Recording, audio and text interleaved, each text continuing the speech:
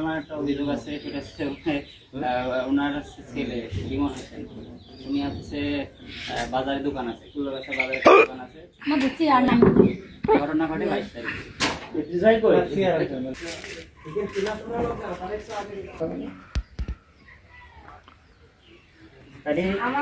ঈদের পরে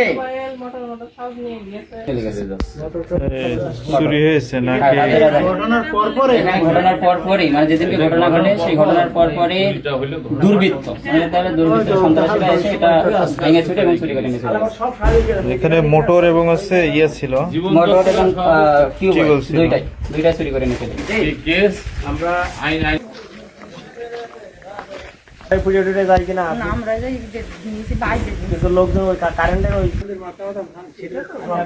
ঘটনা কিভাবে মানে ঘটছে কিভাবে দেখলাম সামনে।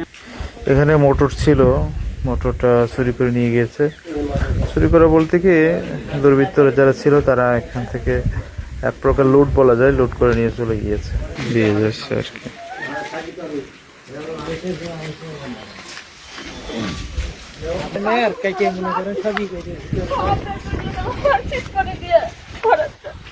গাড়ি চাকা হাইড্রোলিক মলিশ হয়ে তেলের লাইন মানে সব কেটে দিয়েছে। আমি কি করে আসলে ভিতরে আমার ভালো থাকে সব ভাঙচুর করে আমি গাড়ি ভিজে দিই।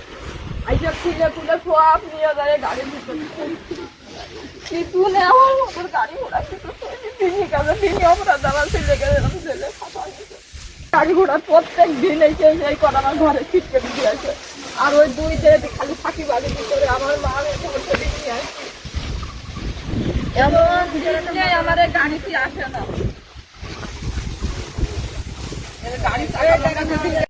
না, কি বন্ধ হয়ে গেছে না চলছে? কোন বন্ধ করেছো? খালি আগে অনেক আগে বাদ দিয়েছিল। তোমার আম্মু কি এমনি অসুস্থ তাই তোমার নানি বাড়ি না এমনিতেই নানি বাড়ি না? এমনি নানি বাড়ি নর্মালি গিয়েছ তাই? আচ্ছা, তোমার আম্মুর বিটার মতো হয়েছে তাই? না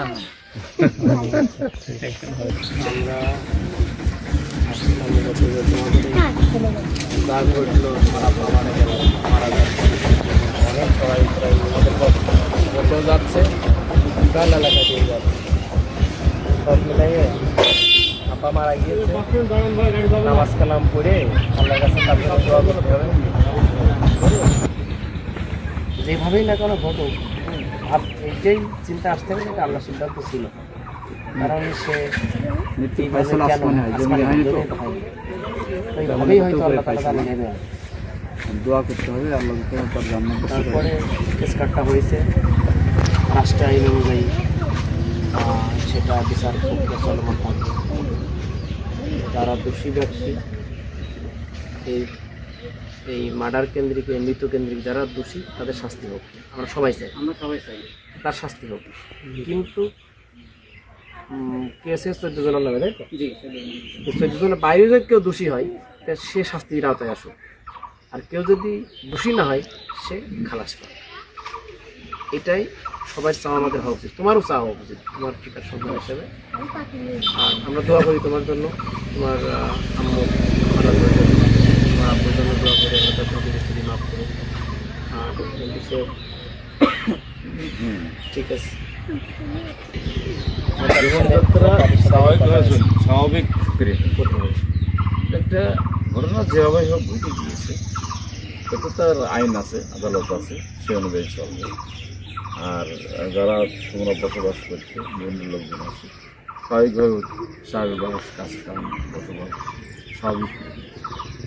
আর দোষী ব্যক্তির শাস্তি পাওয়া থেকে সবাই কোনো ওই দোষী ব্যক্তির শাস্তি পেতে যখন নির্দোষ লোক হয়রানির শিকার না খেয়াল রাখি। আমরা যেগুলো শুনি যে যারা যারা তাদেরকে ফসলের মাঠের ফসল তুলতে দেওয়া হচ্ছে না, যে পেঁয়াজ নষ্ট হয়ে যাচ্ছে, বৃক্ষ নষ্ট হয়ে যাচ্ছে, ধান পাট নষ্ট হয়ে যাচ্ছে, কিন্তু আসলে এটা কাম্য যেভাবে এগুলো স্বাভাবিক গতি ছিল। ঠিক আছে, আর যে মারা গেছে দুনিয়া সব কিছু তাকে আর পাওয়া তাকে আর পাওয়া মানে এই গ্রাম যদি একেবারে আমরা লয় ফিরে দিই তাও তাকে আর পাওয়া যাবে না। এই জন্য সে যাতে তার আত্মা কষ্ট পায় এরকম কোনো কাজ কাম আমরা কারোরই কাম্য নয়। আপনার শ্বশুর বাড়ি আসার পরে ঈদের খরচা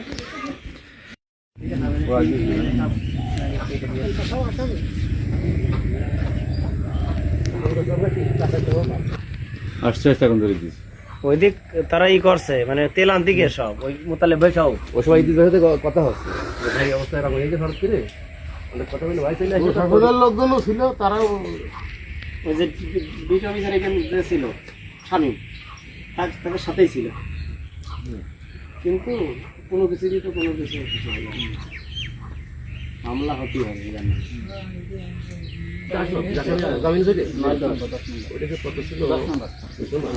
চার নম্বর আর মোতালে 5 নম্বর একে তো 6 নম্বর পর্যন্ত তারা হিটির আসামে আপনি কি মানে কি মানে একটা মিথ্যা নাকি আপনি বলেন যে এটা কি ঘটনা কি সম্পূর্ণ কি বলেন? সম্পূর্ণ আমি আর কি বলবো, যেটা মারামারি হয়েছে সেখানে আমি যাইনি, আমার অপরাধ আমি যাওয়াতে ভোট করি। মানে অপরাধ দাঁড়িপাল্লার পক্ষে হচ্ছে নতুন ভাই তো ছিল না, নতুন ভাই তো তেল পাম্প ছিল। আল্লাহ রহম করুন, আল্লাহ রহম করুন, আল্লাহ মিথ্যাই পরিগণিত হবে। আপনারা ভালো দরকার নেই, সেটাই আমরা আমরা সবকিছু শামীম ভাই যদি একটু